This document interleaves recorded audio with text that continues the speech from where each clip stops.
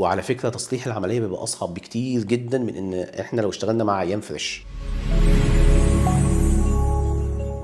دكتور، بنسمع كتير قوي عن عمليات نحت الجسم بالفيزر، عايزين نعرف ايه الفرق بينها وبين شفط الدهون العادي. ده سؤال مهم قوي قوي، لان احنا بنسال كتير دلوقتي على موضوع شفط الدهون بالفيزر. هو الفيزر ده علشان الناس تفهم بس، الفيزر ده عباره عن جهاز بيطلع الترا ساوند ويف اللي هي اشعه الموجات الفوق الصوتيه، يعني دي لما بندخل فيها تحت الجلد بتعمل تحفيز للاستين والكولاجين اللي موجود في الجلد، فتعمل شويه ليفتنج او تعمل شد خفيف للجلد، فما يحصلش ترهل كتير بعد العمليه. لكن الشفط العادي ما بيبقاش فيه الباور ده، او ما بيبقاش فيه الانرجي ده، ما بيبقاش فيه الالترا ساوند ويف. فهو ده بيبقى الفرق ما بين الفيزر وما بين الشفط العادي. يعني اللي بيعمل الفيزر بيخرج من العملية بجسم مثالي؟ لا، ما نقدرش نقول كده. يعني هو اللي بيخرج البيشنت بشكل مثالي هو الدكتور اللي بيعمل العمليه، واختيار التقنيه المناسبه للمريض. لو تقنيه الفيزر هتجيب معاه نتيجه كويسه بنبدا نشتغل بيها، لو مش هيجيب نتيجه كويسه ومحتاجين مع الفيزر ده نعمل شد جراحي برضه بنعمل التقنيه دي. يعني في الاول في الاخر هو الموضوع معتمد على الدكتور نفسه اللي بيعمل العمليه. طب يا دكتور، ايه ابرز الاخطاء اللي ممكن تحصل لو حد استعجل او اختار دكتور مش متخصص؟ مهم قوي السؤال ده، انا بعاني منه كتير جدا بصراحه. يعني انا بيجي لي ناس كتير قوي عملت عمليات عايزه تصلح، وعلى فكره تصليح العمليه بيبقى اصعب بكتير جدا من ان